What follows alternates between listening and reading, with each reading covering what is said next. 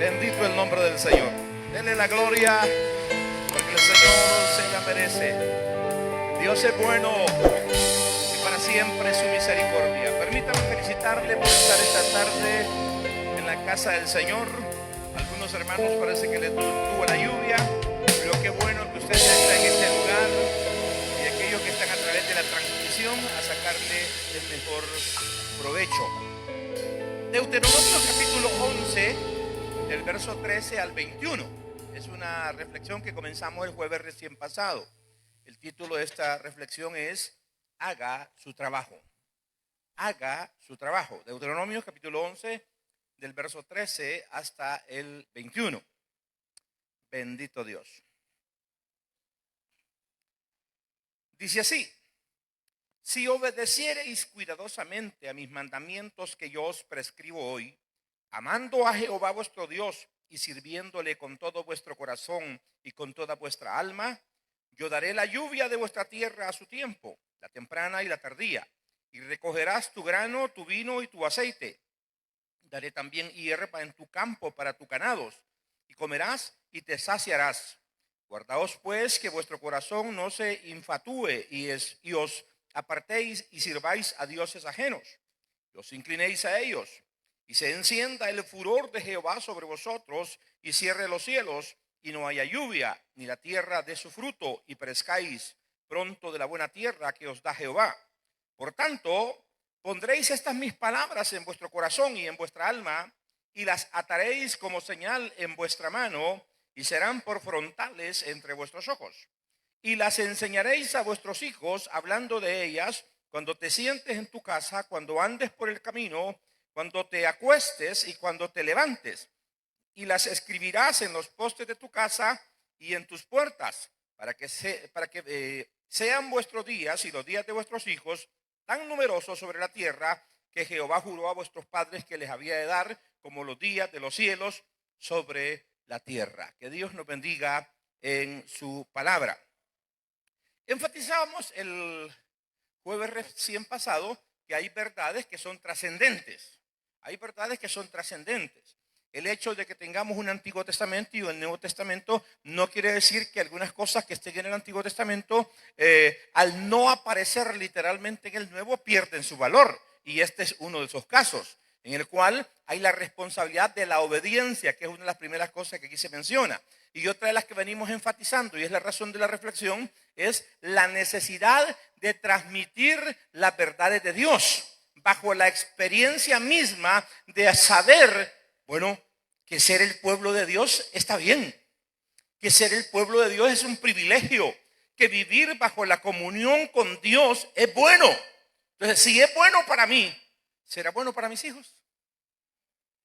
Poníamos el ejemplo el jueves pasado, que si usted tuviera un excelente empleo, bien remunerado, y le dieran la opción que su hijo que esté estudiando, que ya está por el bachillerato, que luego va a tomar quizás la universidad, le dijeran, mira, decirle que se ponga las pilas y que nomás salga del bachillerato. Si ya quiere trabajar, aquí le vamos a dar trabajo. Ahora, ¿le gustaría a usted que si usted tiene un trabajo bien remunerado, donde lo tratan bien, donde están muy altas las expectativas de las prestaciones, pues por lógica usted quiere meter ahí a su hijo? Es el caso de aquellas personas, voy a decirlo así, no es de que yo promueva la migración ilegal, ¿verdad? Pero hay personas que se han ido para los Estados Unidos. Y la gente, hermanos, que se dedica a trabajar y hace las cosas bien, pues disfruta ese sueño americano, aunque es un poquito complicado porque hay que sudar la camiseta. Y como resultado de eso, ven bien y dicen, bueno, yo le ayudo a mi mamá, yo le ayudo a mi papá, pero ¿y si se viniera otro hermano y le ayudáramos dos? Y mire, hay algunos que se han jalado a toda la familia. A toda la familia. ¿Por qué se los han jalado, así puedo decir, aunque es un costo altísimo? ¿Por qué los han llevado a ese país? Porque la experiencia de ellos dicen, esto es bueno y está bien que mi familia lo aproveche, y está bien si a mí alguien me brindó la oportunidad, y se la brinda a un montón de gente. Pero también así hay personas, no quiero mencionar nombres, pero conozco personas con nombre y apellido, como decimos, que hermano, ellos llegaron, se establecieron, viven bien, ganan bien, se nota que tienen dinero, pero no se llevaron a nadie. A nadie. Esto se parece a aquellos dos leprosos cuando estaba sitiado Samaria, que después de un tiempo que había una escasez tremenda ya de comida, dijeron, esto está fregado, aquí ya no hay comida. Nosotros tenemos lepra, que esto significa una pena de muerte a largo plazo, y luego una pena de muerte a corto plazo porque ya no hay comida en la ciudad. Y si salimos, pues no sabemos si los asirios nos van a matar o nos van a perdonar la vida. Bueno, en todo caso, nada perdemos, ya somos condenados a muerte, vayamos y presentémonos y nos dejan vivir. Bueno, y salieron y ya Dios había hecho el milagro y no había ningún enemigo. Todos se habían ido en desbandada, dejando comida en abundancia, dejando bienes, dejando animales. Y mire, aquellos, según lo que dice la lectura, estaban recogiendo, como decimos, a dos manos. ¿Ha oído esa expresión?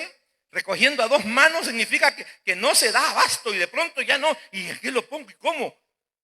Pero tuvieron un instante de reflexión y dijeron, esto que estamos haciendo no está bien. La gente en la ciudad está en angustia, está en tribulación. Muchos no comieron este día. No, vayamos y demos la buena nueva. Pues hermanos, así. ¿Cómo vive usted el evangelio? Pregunto a los adultos. ¿Cómo vive el evangelio?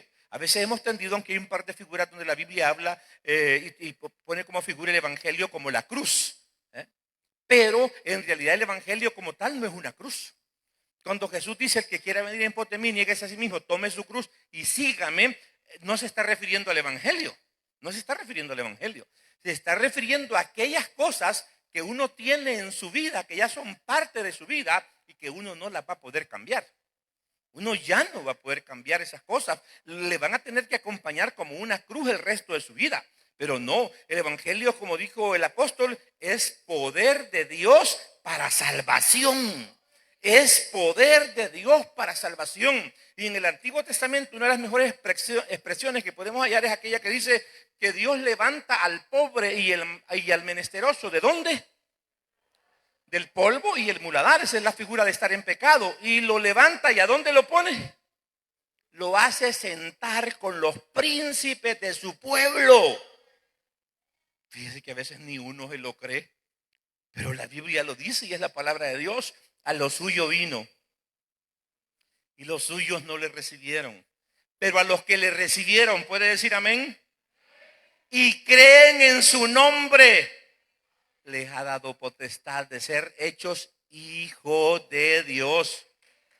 Uno de pronto se mira en el espejo y cuando hace esa valoración superficial y física, ni se lo cree, pero es verdad.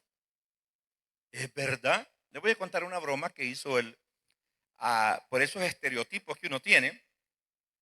La familia tiene un taller allá en Estados Unidos, un taller dividido en ciertas áreas, y hay una área que la atiende el hermano Lenin, hay otra área que la atiende el hermano Vicente y otra el hermano Jonathan. Pero necesitaban un mecánico, un enderezador.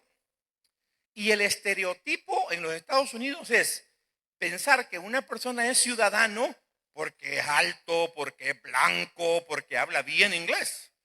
Entonces, algunos de ustedes conocieron a Salomón, lo recordarán, aunque pues ya es un hombre. Y de pronto llegó un señor a pedir trabajo, como así de alto, cuadradito, morenito. Y entonces viene Salomón, lo recibió, porque no había otro. ¿Y qué quería? No, es que dicen que necesitan aquí un enderezador. Así le dijo, pero aquí ocupan papeles, le dijo. Molestando Salomón.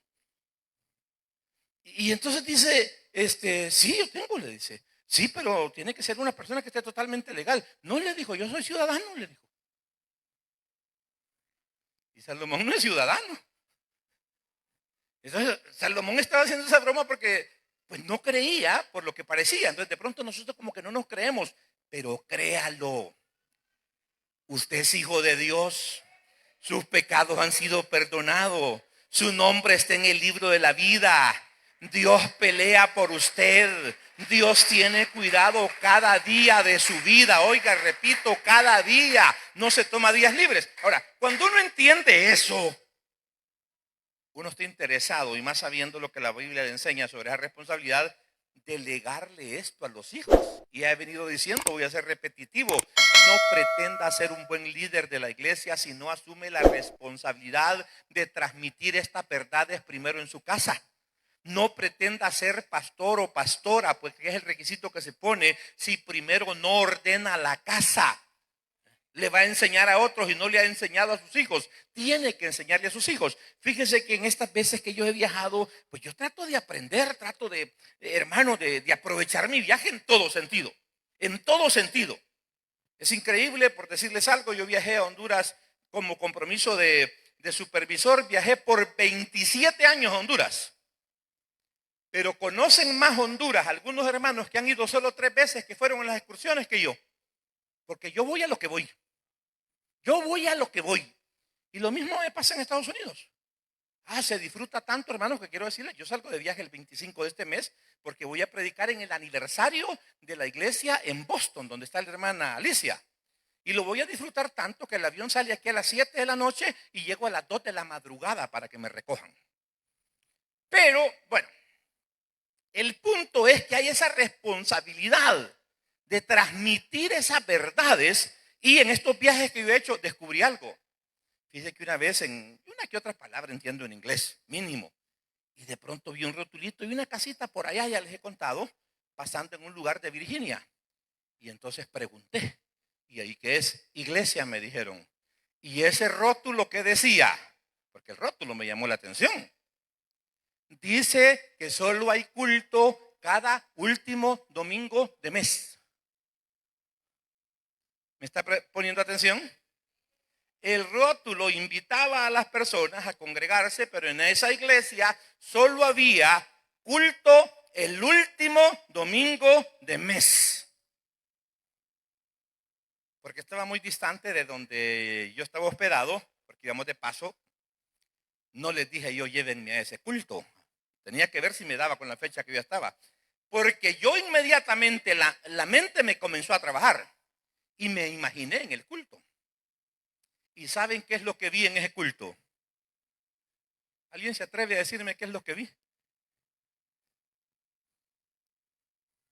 Nadie le ocurre. ¿Qué creen que vi en ese último domingo de mes que había culto en esa iglesia? ¿Cómo no? ¿Sabe qué es lo que vi? Un viejito cantando, otro viejito tocando la batería, otro viejito tocando un piano de esos de cajón, otro viejito cantando, y después iba a pasar un pastor más viejito que yo y pando a predicar. Y iba a haber un montón de miembros puros viejitos. Porque esas iglesias que entran en ese rol de tenemos solo un culto a la semana, solo tenemos 2 cultos a la semana, fueron iglesias que antes tenían 6 cultos a la semana o todos los días. ¿Cómo fueron llegando a eso? Es porque de pronto, hermanos, hubo un corte entre la primera generación que conoció el evangelio y la segunda y la tercera generación. Fue como, ¿cómo le llaman eso? Tierra quemada. O sea, el fuego ya no pasó, porque parece ser que hubo un corte ahí que quemó la maleza. Entonces, ya les he compartido de un misionero que dijo que había la necesidad de volver a Europa para evangelizar. Y yo le digo, explíqueme, ¿cómo es eso? Y nos habló de una iglesia que se llamaba la Iglesia del Infierno, que en realidad es una discoteca, pero le pusieron la Iglesia del Infierno porque había sido iglesia, pero ahora era una discoteca. Y él nos hablaba de la necesidad de enviar misioneros a Europa. Y yo le digo, permítame, ¿cómo es eso? Si el asunto viene desde Israel, desde Jerusalén, y se va expandiendo y pasa por toda Europa. Y él me dice, no, las iglesias desaparecieron, han desaparecido. ¿Qué es lo que pasó? En algún momento la iglesia dejó de cumplir la gran comisión, pero dejó de cumplirla principalmente en la esencia, en el seno del hogar. Y hubo un vacío. Y eso, hermanos, primero es la falta de cumplimiento de la gran comisión. Segundo, pone en peligro la iglesia expresada en congregaciones. Han desaparecido congregaciones en diferentes partes del mundo. Ya les cuento el caso de Estados Unidos. De hecho, hablar de avivamiento en Estados Unidos, los migrantes han llevado ese avivamiento.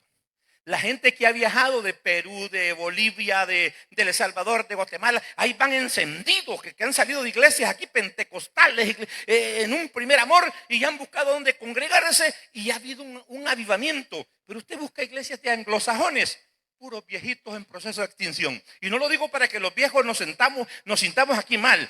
O sea, Lógico, hay que envejecer. Pero la pregunta es, ¿ya preparaste a quién va a tomar tu lugar? Usted dirá, no, es que yo no tuve hijos. Pues enséñele a otros jóvenes. Saben, esta iglesia ha tenido esa característica. Creyentes de segunda, de tercera y de cuarta generación. Creo que no hemos estado haciendo tan mal el trabajo, aunque nos ha faltado conciencia. Muchos de nosotros, muchos de ustedes han perdido a sus hijos. Y los han perdido, no los han perdido que estén fuera de la casa, no, si están en la casa, si son respetuosos, si tienen un buen oficio, si tienen un buen trabajo, si tienen una buena profesión, solo que no son cristianos. No son cristianos. Solo eso. ¿Cuál es el resultado de una vida así? Despiérteme a su vecino. ¿Cuál es el resultado de una vida exitosa, pero sin Cristo?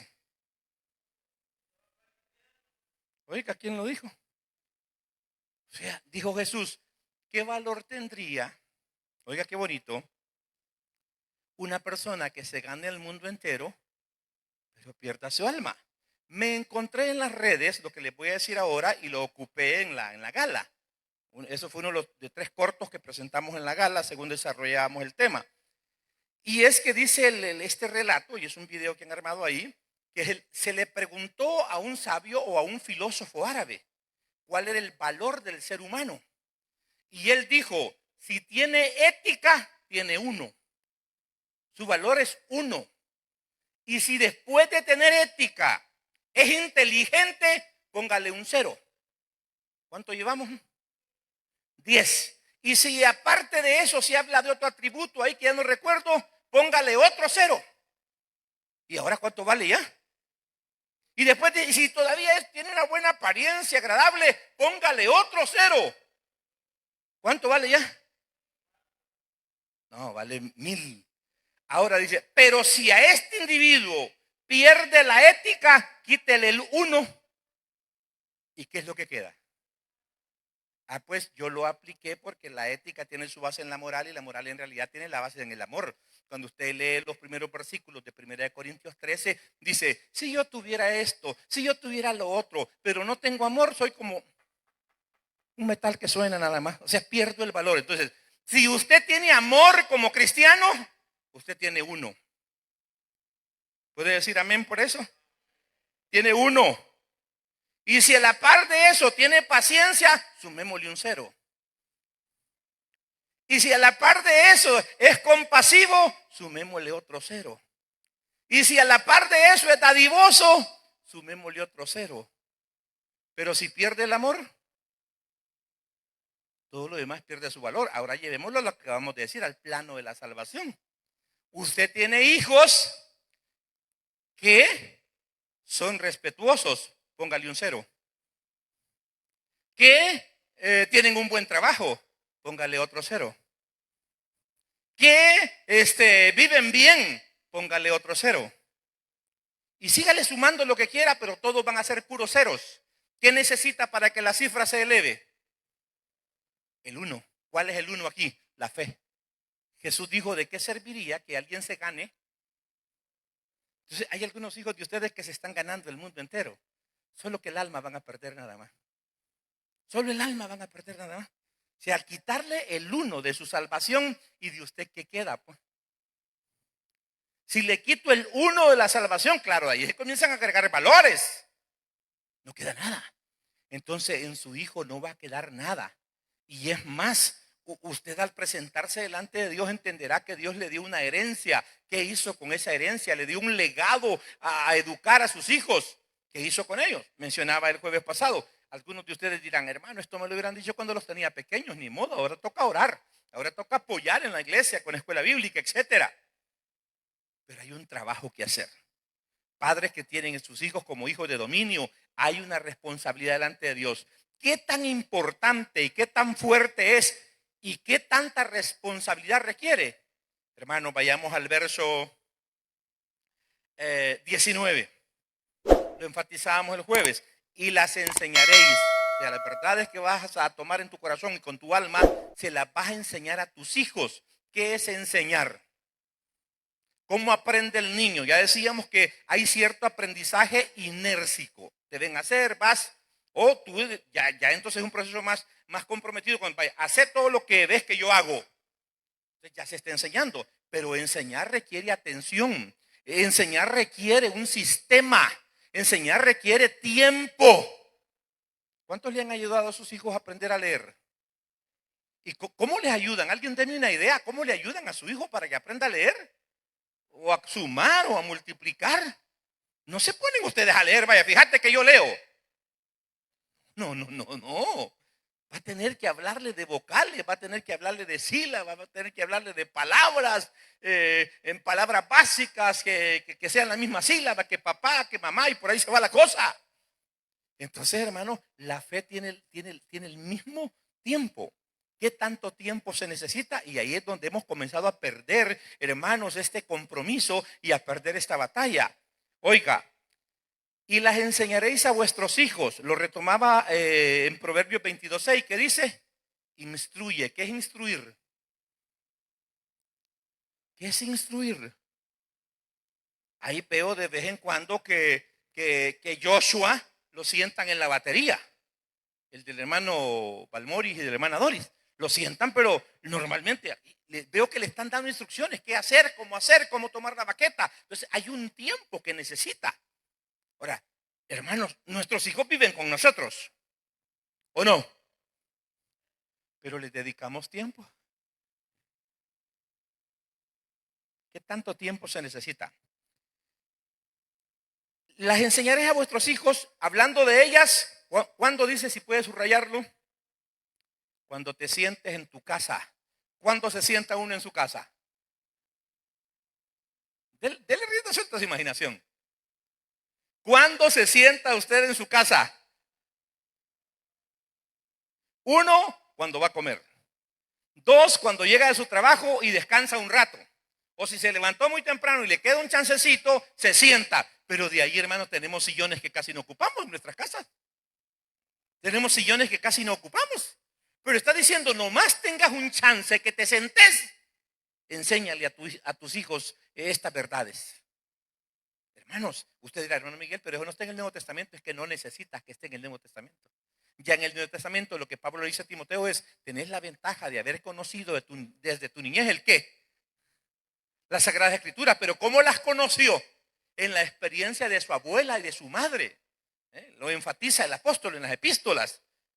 Verdades y principios que Timoteo aprendió de su madre y de su abuela. Hoy hasta la abuela intervino en la formación espiritual de Timoteo. Claro, más tarde llega Pablo, llega la revelación del Evangelio, el Espíritu Santo hace su gran trabajo, pero ya Timoteo es un hombre instruido en la palabra.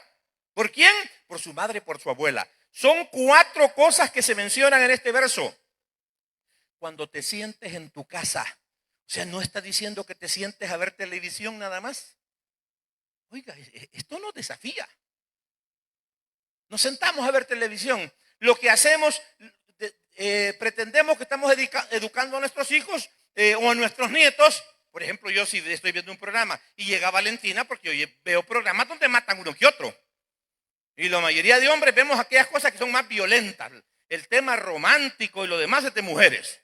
Y ahí nosotros, si no hay unos 10 muertos en los primeros 3 minutos, hay que pasar eso y poner otra cosa.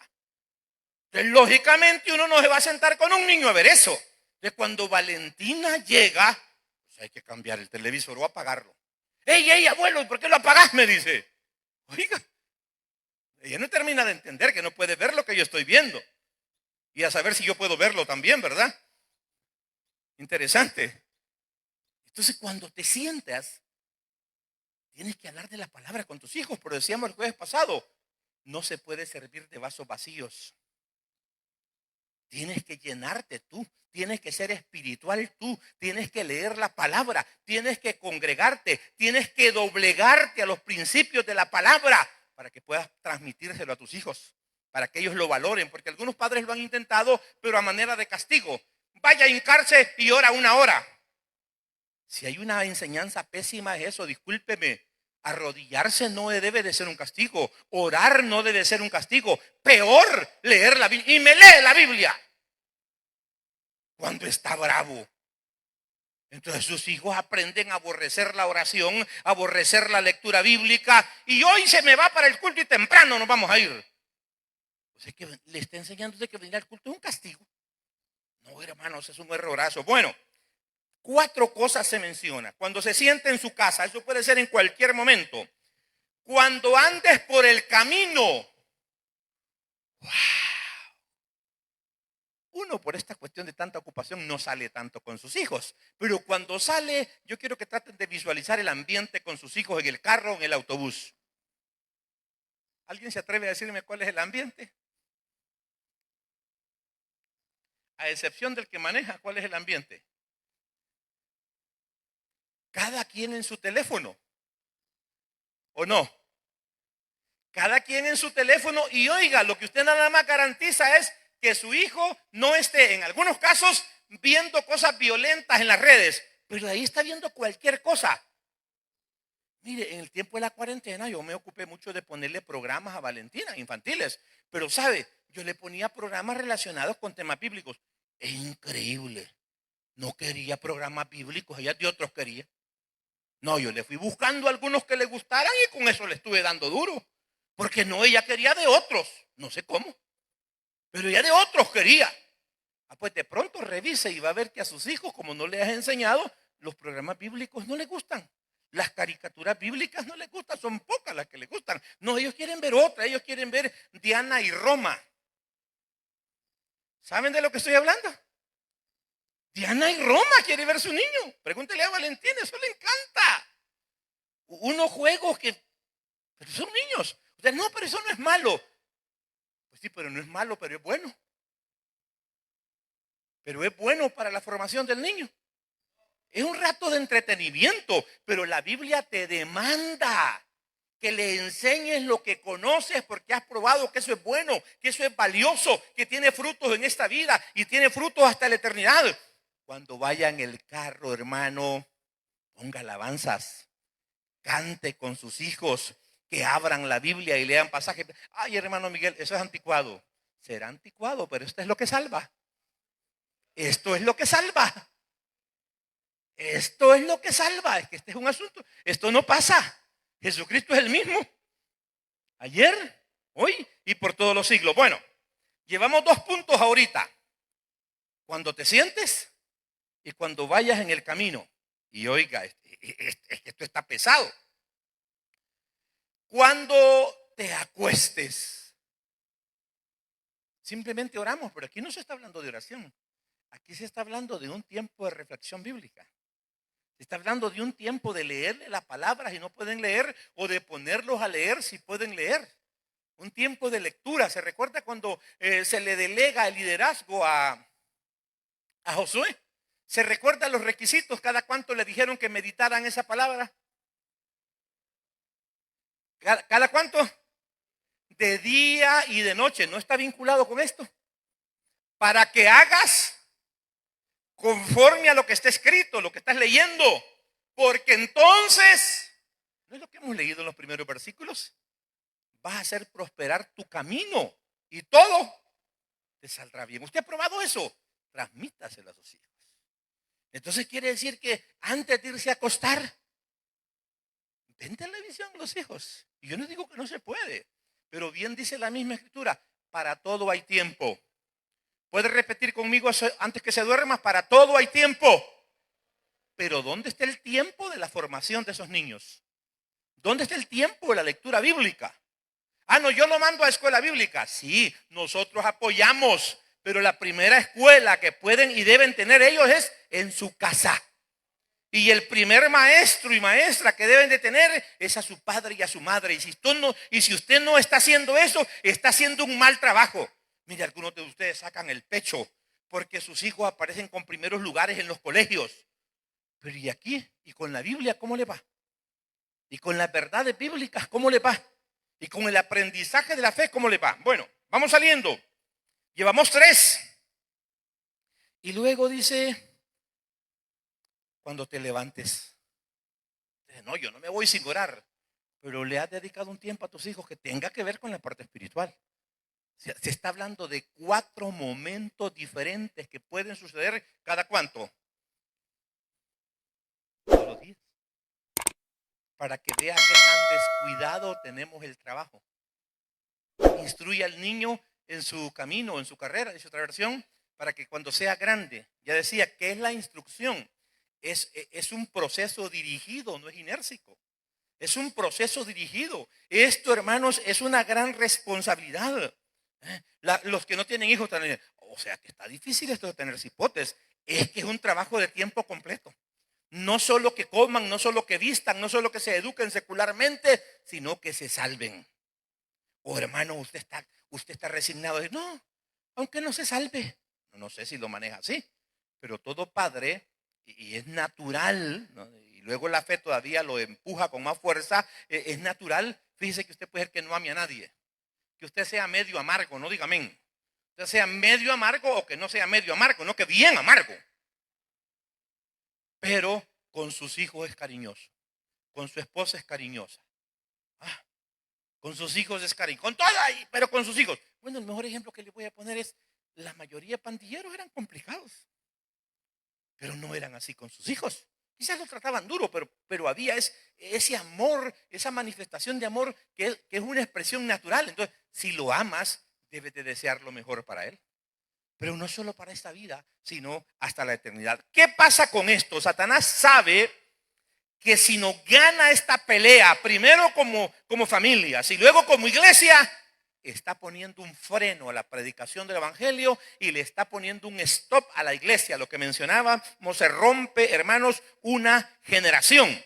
En ese sentido, hermanos, es interesante el relato que tiene Éxodo en el capítulo 10 del verso 9 al 11, cuando se habla de las plagas. No recuerdo si esta es la plaga de los piojos. Vamos a ver.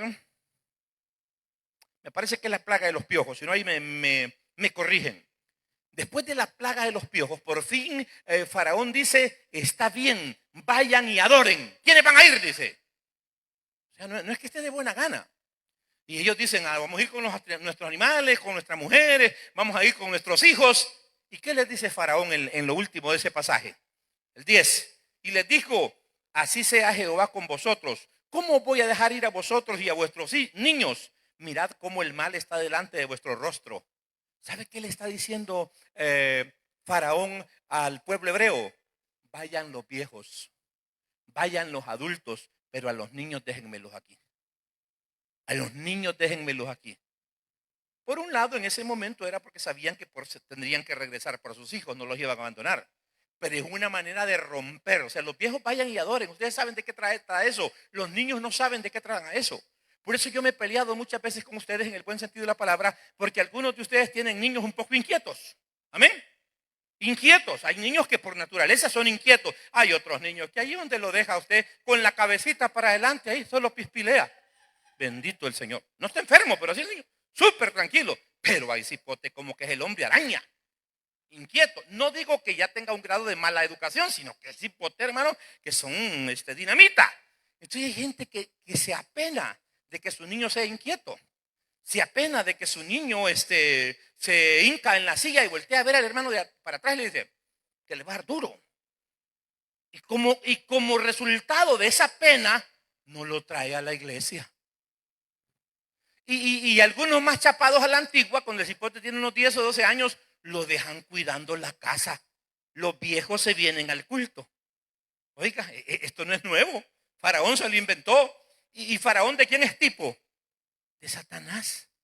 Hermanos, mire, lo voy a mencionar porque ya no están aquí. Mi suegra, su hijo menor, prácticamente nunca se congregó porque lo dejaban cuidando la casa. ¿Quiénes tienen niños de 10 o 12 años? Levanten la mano algunos que tengan 10 o 12 años. Hermana Génesis, Estrellita. Ajá. Raquel, perdón. Yo quiero que piensen que dejan ustedes a su hijo de 12 años cuidando la casa. Ustedes le dan granadas, escopetas, ¿qué le dan para que la cuide? ¿Qué va a hacer un niño de 12 años cuidando una casa? Si comienza un incendio que ya se desarrolló, lo que puede hacer es que se queme. Bueno, hay hasta un sinsentido. A veces dejan niños de 12 años cuidando la casa y los dejan con llave. Y si pueden cuidar, ¿por qué los dejan con llave? Es increíble eso. Entonces, de pronto nuestros hijos no vienen a la iglesia. Y viene Satanás y le mete al cipote cabalito, lo toca y le dice, mira, decirle que te vas a quedar haciendo la tarea, que él vaya. Viene usted y como, oiga, cómo tenemos el orden de valores. Es más importante que el niño o el muchacho o el joven haga la tarea que venga a la iglesia. Cuando usted lo deja haciendo la tarea, le está diciendo, Dios, me vas a disculpar, pero es más importante que mi hijo salga con buenas notas. Pero si le pregunta a usted a los 3 hebreos, ese no era su orden y ellos sacaron las mejores notas. Sacaron las mejores notas. Si usted, su hijo, se comenzó a quedar porque hace tareas, a usted, voy a hablar en el salvadoreño puro, su hijo se lo está domando. Su hija se lo está domando y usted se está tragando no solo la carnada, sino que el anzuelo entero. Y lo que está teniendo es un hijo que después no lo hace venir a la iglesia. Después, hermano, ayúdeme a orar por fulano, ayúdeme a orar por fulana. Usted nunca lo trajo, usted nunca presionó, usted nunca le enseñó. O ya viejo le quiere enderezar las ramas a ese palo. No, hermano, por eso la escritura dice que el que madruga a castigarlo está hablando de que hay un momento en la vida cuando las cosas se pueden hacer y hay que hacerlas temprano en la vida de los niños. Ocúpese, es una labor que Dios le ha dado. Entonces viene Faraón y dice, no, los niños no los lleven, aquí déjenlos. Satanás nos quiere vender esa idea. La sociedad, lo enfatizaba el pastor Elías en el mensaje del domingo, la sociedad nos quiere vender esa idea. ¿Sabe que hoy los padres están perdiendo el derecho de educar a sus hijos? ¿Sabe, hermanos, que porque no vivimos en una sociedad más culta, y mírenme los dedos, más culta, en algunos lugares los padres no les pueden decir a los hijos ya si son niñas o niños? ¿Quién le dice a ellos que son niños o niñas? El sistema. El sistema es el que les dice. Entonces, ¿quién está educando a nuestros hijos? El Estado. En las escuelas ya hay unas currículas especiales para educar a los niños y hay cosas que no las puedo mencionar aquí. Hermanos, estamos ante una situación y una crisis terrible. Y nosotros, bien, gracias. No nos ocupamos allá. De vez en cuando el niño, mamá, y yo soy niño o niña. Usted es niño. Y es todo, pues. Y es todo. Mientras le dan un bombardeo increíble, es Faraón diciéndole, vos ya estás viejo, ocupate vos, pero al niño no te metas, deja al niño. Déjalo que aprenda solo. ¿Cómo va a aprender solo? ¿Quién jamás aprendió solo? Hermano, es su responsabilidad la formación de la nueva generación de creyentes. No es responsabilidad solo de la iglesia, no es responsabilidad solo de la escuela bíblica. Es tan complicado, hermanos, que el libro de Josué o de Jueces dice que hubo una crisis, capítulo 2 del verso 7 al 10. Que el pueblo, dice literalmente el verso 7, había servido a Jehová todo el tiempo de Josué y todo el tiempo de los ancianos que sobrevivieron a Josué. Oiga, ¿cómo se marca? El pueblo había servido a Jehová todo el tiempo de Josué y todo el tiempo de los ancianos que sobrevivieron a Josué, los cuales habían visto todas las grandes obras de Jehová que él había hecho por Israel. Pero murió Josué, como que era el de los más viejos, hijo de Nun, siervo de Jehová, siendo de 110 años, y lo sepultaron en su heredad en Timnat-Sera, en el monte de Efraín, al norte del monte de Gaás. Y toda aquella generación fue también reunida a sus padres, todos los que eran de su generación, contemporáneos. Y se levantó después de ellos, esto quedó registrado, es alarmante, otra generación que no conocía a Jehová ni la obra que él había hecho por Israel. Una generación completa. ¿Quién falló? Siempre me dice esa pregunta. Este pasaje no es nuevo para mí. Siempre me dice esa pregunta. ¿Quién falló? En ese momento, hermanos, no existe el concepto de sinagoga. Ya en días de Jesús existe el concepto de sinagoga, que es muy antiguo, que tiene que ver con formar escuelas para ayudar a transmitir las verdades. Pero en el tiempo del que estamos hablando era pura responsabilidad de la familia, enseñarle a la nueva generación. Por eso en el pasaje que hemos leído, ten cuidado de no olvidarte de estas cosas, de no infatuarte cuando ya estés en la abundancia.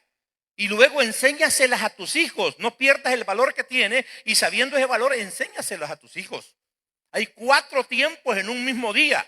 No los reto porque yo sé que van a salir mal. A preguntarle de esos 4 tiempos, ¿cuántos usted resuelve en el día con sus hijos? Hermanos, vayan y siéntense con sus hijos, hablen con sus hijos, comenten con sus hijos, pregúntenle, ¿qué tal estuvo la escuela bíblica? Ay, viene su hijo, solo jugando estuvo. Venga y póngale el dedo con el pastor. Mire, hermano, yo traigo a mi cipote a la escuela bíblica, como usted dice, y yo le enseño allá, pero dice que solo a jugarlo, ven. Entonces vamos a hablar con los maestros. Bueno, ¿cómo estuvo eso? Y los maestros van a tener que explicar si solo fue juego. No, nos interesa que jueguen y participen en algunas actividades, pero nos interesa que aprendan. La enseñanza, transmitir esa enseñanza es, hermanos, súper relevante. Pero ¿quién fallaría en esta generación que no conocía a Dios ni la obra que Dios había hecho? Los padres. Los padres, muy probablemente los padres. Entonces, yo creo, hermanos, que nosotros en gran medida también estamos fallando. Por eso es que no quiero hacerlo sentir mal. Yo mismo no creo haber hecho tan bien mi trabajo, pero yo me alegro de que mis 5 hijos, que ya son adultos, que son independientes, que están casados, y de las 2 sobrinas solo una y que no termina de luchar, de las que se criaron con nosotros, están perseverando, están sirviendo. Y eso, hermano, a mí me alegra. Y pensar que ya viene otra generación. Fíjese que a veces me sorprende, tiene mucho que aprender lógicamente, pero mi nieta Merari, de pronto vamos a ir a tal parte, le digo, no, Merari no va a ir. ¿Y sabe por qué no quiere Merari ir a alguna parte cuando vamos a salir? Las pocas veces que salimos, porque ese día le toca dar la clase. Y tiene que prepararse, se está preparando, está leyendo, está escribiendo para dar una clase. Wow, cuando yo oí eso una vez que íbamos a ir al aeropuerto a recoger a no sé quién, y Merari no iba a ir a dejarlo, a traerlo, no sé qué, porque le tocaba dar la clase. Así en buen salvadoreño, casi me voy de lomo. ¿Cuántos años tiene Merari? 11. Pero cómo se alegra mi corazón. Y digo, la 4ª generación, porque la primera sería mi mamá, la segunda soy yo, la tercera son mis hijos, y ahora la 4ª, los nietos. Hermanos, yo espero que sigan por ese camino y se salven. Hermano, esfuércese por sus hijos. Vale la pena al más alto nivel. Vayamos cerrando. Nehemías 4:14. Había una crisis después del exilio. Se comenzaba a edificar el muro, se comenzaba a edificar Jerusalén. Recibieron amenazas y Nehemías, hermanos, anima al pueblo. Y oiga con qué palabras. Después miré y me levanté y dije a los nobles y a los oficiales y al resto del pueblo: no temáis delante de ellos. Acordaos del Señor grande y temible y pelead. Oiga, o sea, no es inércico. Y pelead por vuestros hermanos, por vuestros hijos, por vuestras hijas, por vuestras mujeres y por vuestras casas. ¿Qué significa eso? En ese pasaje de Nehemías, Satanás quiere destruirlos. Satanás, en el caso de Faraón, quiere retenerlos y educarlos él en lugar tuyo. No es trabajo ni del Estado, ni siquiera de la iglesia, aunque la iglesia apoya, es trabajo tuyo, la educación de tus hijos. Finalizo con esto, porque estamos cayendo en ese error. ¿Se recuerda la tentación de Jesús en el capítulo 4 de San Mateo? ¿Se recuerda cuál fue la última tentación? Son pasajes con los que estamos familiarizados. Mateo 4. ¿Alguien se recuerda cuál es la última tentación? Le mostró todas las ciudades del mundo y le dijo: todo esto te lo voy a dar. Solo un requisito tengo para entregártelo. ¿Cuál fue el requisito? Sí, postrado me adorares. Pues muchos de nosotros estamos conformes, es la 3ª vez que lo menciono, con que nuestros hijos sean respetuosos. Con que nuestros hijos, no, hermano, como ven, mi hijo, las mejores notas del grado. Pero la iglesia no viene. Pero la iglesia no está involucrado en nada. No, mi hijo, hermano, salió de bachiller a los 15 años. No, hermano, ya mi hijo en la universidad pero yo ni lo conozco, pues. No, hermano Miguel, si usted lo presentó, pero para que me acuerde de ese hipote, y todos los hipotes parecen iguales. Solo lo presenté, ¿no? No lo conozco. Pero usted está, a veces mi esposa le ha preguntado a alguien: hermano, ¿y su hija? No, hermano, es que ella no viene, pero viera qué buena hija es. O sea, Satanás le ofreció el mundo y le dijo: te lo doy. Puedes ser exitoso, puedes tener dinero, puedes tener una buena casa, puedes tener carro, puedes tener una profesión bien pagada. Lo único que necesitas es adorarme. O sea, no es adorar a Dios, es adorarme a mí. Hermanos, le decía a los pastores, oiga lo que voy a decir ahorita. El evangelismo hoy, y no lo digo para que nos desanimemos, sino para que vean que hay más trabajo que hacer. El evangelismo hoy no es lo mismo que fue hace 30 años. No sé si han fijado que hoy ya no se hacen muchas campañas donde nos paramos en una tarima, aunque las seguimos haciendo a nivel de sectores. ¿Sabe por qué no se hacen muchas campañas? Antes, yo mismo fui evangelista 9 años, casi 10. Me paraba en una tarima, predicábamos en lugares. En ese tiempo el porcentaje de cristianos en el país era más o menos un 20%. Eso era más o menos, entre el 15 y el 20%. Hoy se habla de más del 50%.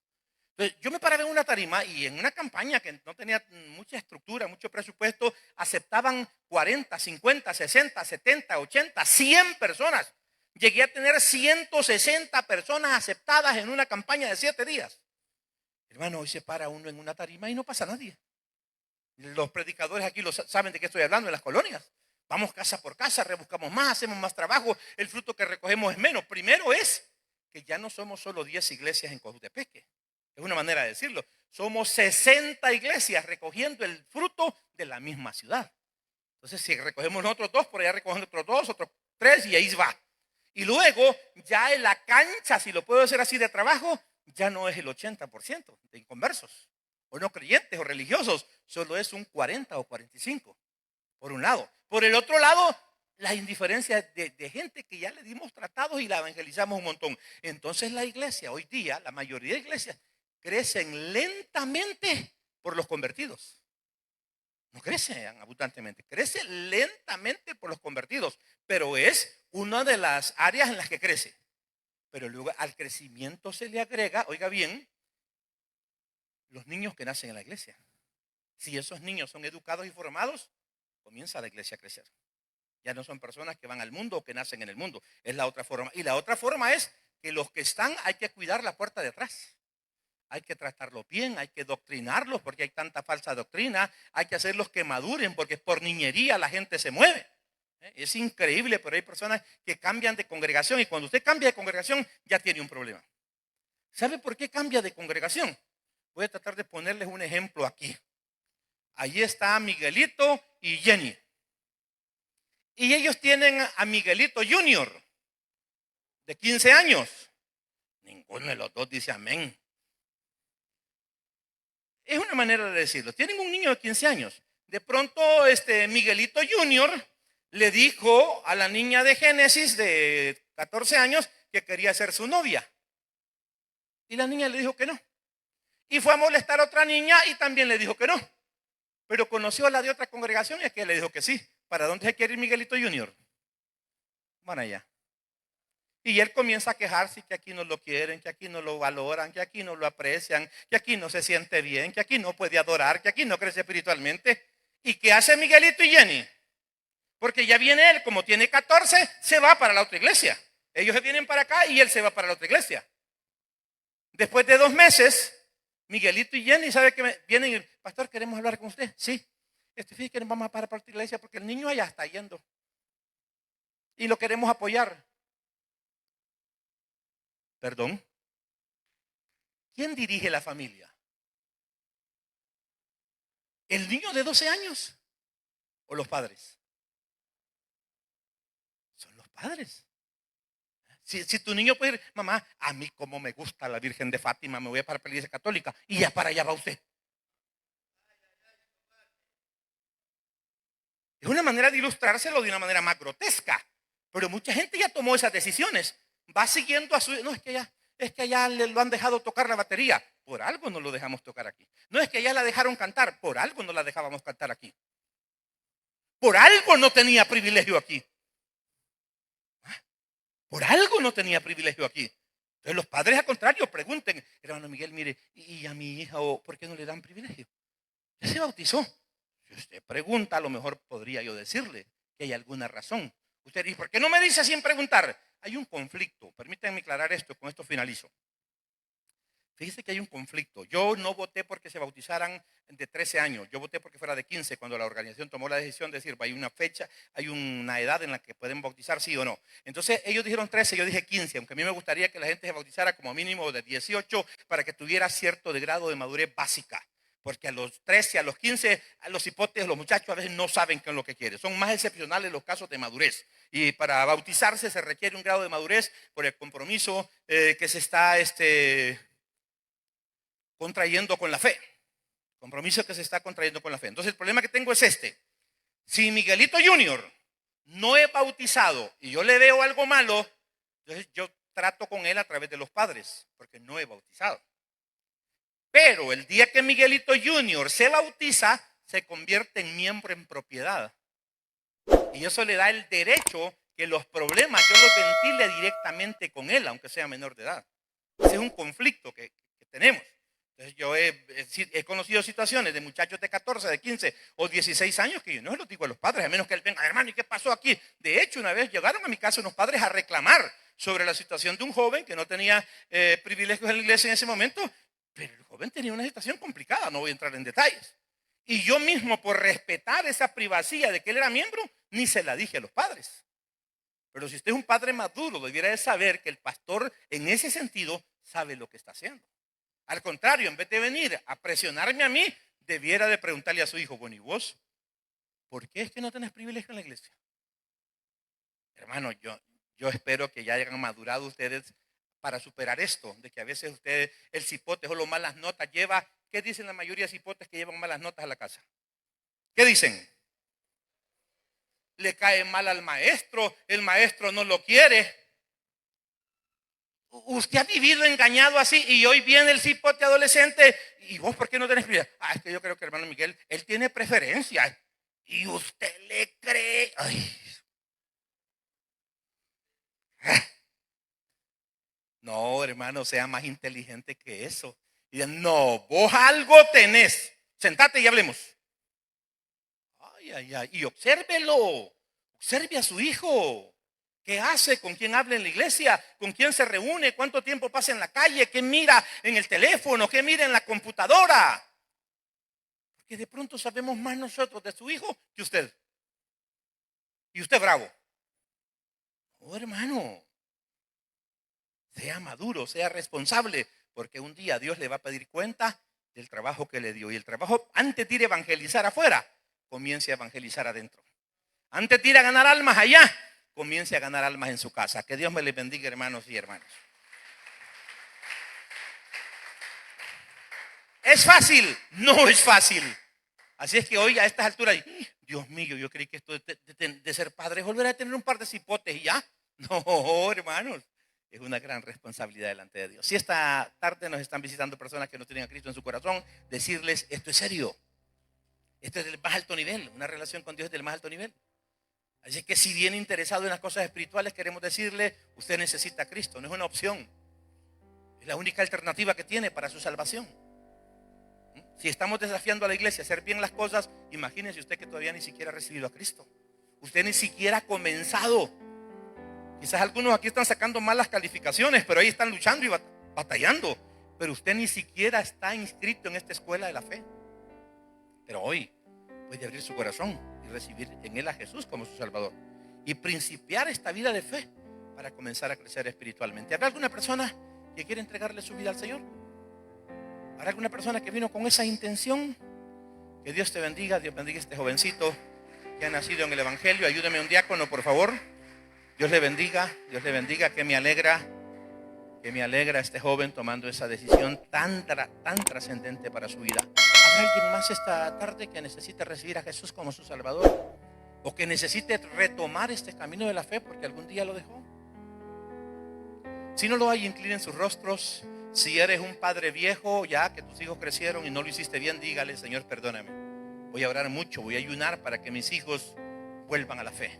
Y si tienes niños pequeños o adolescentes, dígale, Señor, ayúdame, porque esto no está fácil. Pero se puede, porque yo sé que esto es bueno.